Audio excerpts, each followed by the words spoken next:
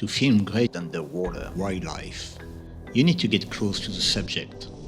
To get close to your subject, the animal has to identify you as a non-predator creature.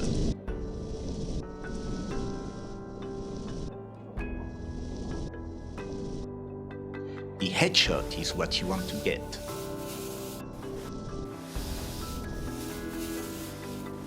An upward camera angle will make the animal look way more significant.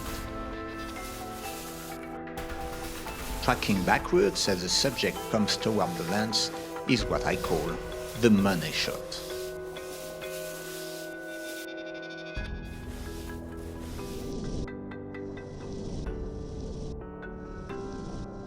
In-camera transitions are seldom used underwater. It requires some planning, and when well executed, it just looks great.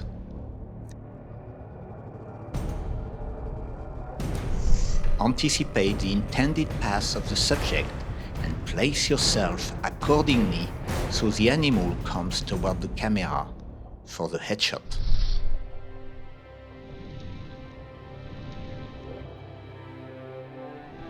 Always work the angle and the camera move and plan your lighting to get the most charismatic and unusual intimate look at your subject.